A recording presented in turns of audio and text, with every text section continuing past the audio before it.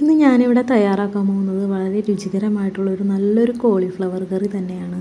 ഇത് ചപ്പാത്തിക്കൊപ്പം കഴിക്കാനായാലും ചോറിനൊപ്പം കഴിക്കാനായാലും നല്ലൊരു അടിപൊളി ടേസ്റ്റുള്ളൊരു കറിയാണ് കേട്ടോ.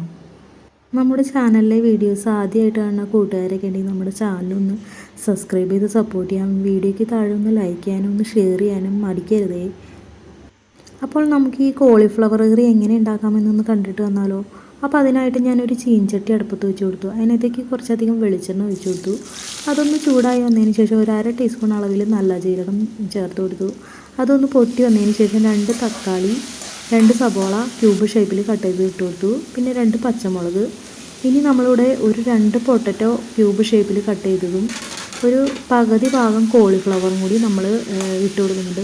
കോളിഫ്ലവറൊക്കെ നമ്മൾ നേരത്തെ ഉപ്പും മഞ്ഞളൊക്കെ ഇട്ട് തിളപ്പിച്ച വെള്ളത്തിലിട്ട് ക്ലീൻ ചെയ്ത് വെച്ചതാണ്.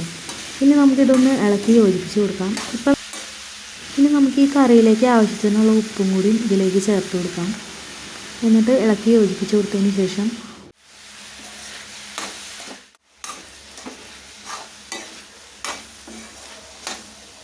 ഇനി നമുക്ക് ഈ ഒരു കറിയിലേക്ക് കുറച്ചധികം ഇഞ്ചി ചതച്ചതും വെളുത്തുള്ളിയും കൂടി ചതച്ചതും ഇതിലേക്ക് ചേർത്ത് കൊടുക്കാം. നിങ്ങൾക്ക് വേണമെങ്കിൽ ഇതിൻ്റെ പേസ്റ്റ് ഉണ്ടെങ്കിൽ അത് ചേർത്ത് കൊടുക്കാവുന്നതാണ്. ഇനി കുറച്ചധികം കറിവേപ്പില ചേർത്ത് കൊടുക്കുന്നുണ്ട്. ഒരു ടീസ്പൂൺ നിറച്ച് നമ്മൾ മല്ലിപ്പൊടിയാണ് ചേർത്ത് കൊടുത്തത്. ഒരു 1.5 ടീസ്പൂൺ അളവിൽ നമ്മൾ കാശ്മീരി ചില്ലിയാണ് ചേർത്ത് കൊടുത്തത്. പിന്നെ ഏതെങ്കിലും ഒരു ഗരം മസാലയോ അല്ലെങ്കിൽ മീറ്റ് മസാലയോ ചിക്കൻ മസാല ഏതോ ഉള്ളതെന്ന് വെച്ചാൽ അതും നമുക്ക് ഒരു 1/2 ടീസ്പൂൺ അളവിൽ ചേർത്ത് കൊടുക്കാം. എന്നിട്ട് നന്നായിട്ട് ഇളക്കി യോജിപ്പിച്ച് കൊടുത്തതിന് ശേഷം നമ്മുടെ പൊടികളുടെ പച്ചപ്പൊന്ന് മാറാൻ വേണ്ടി മാത്രം ഒരു സെക്കൻഡ് ഒന്ന് മൂടി വയ്ക്കുക. അതിനുശേഷം നമുക്കിതിലേക്ക് കുറച്ചധികം വെള്ളം ഒഴിച്ച് കൊടുക്കാം. ഇനി നമുക്ക് കോളിഫ്ലവർ പെട്ടെന്ന് അങ്ങനെ അങ്ങോട്ട് വെന്ത് കിട്ടില്ല. അപ്പോൾ അതിൻ്റെ പേരിലാണ് കുറച്ചധികം വെള്ളം ഒഴിച്ച് കൊടുത്തിട്ട് നമുക്കിത് മൂടി വെച്ചിട്ട് നന്നായിട്ടൊന്ന് വേവിച്ചെടുക്കാം.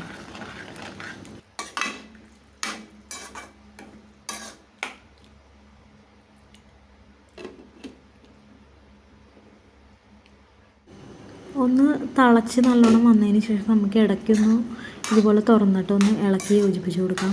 എന്നിട്ട് നമുക്ക് വീണ്ടും മൂടി വെച്ച് കൊടുക്കാം കേട്ടോ. അപ്പോൾ നമ്മുടെ ഉരുളക്കിഴങ്ങ് വെന്തിട്ടുണ്ട്, എന്നാലും കോളിഫ്ലവർ ഒന്നും കൂടി വേവാനുണ്ട്.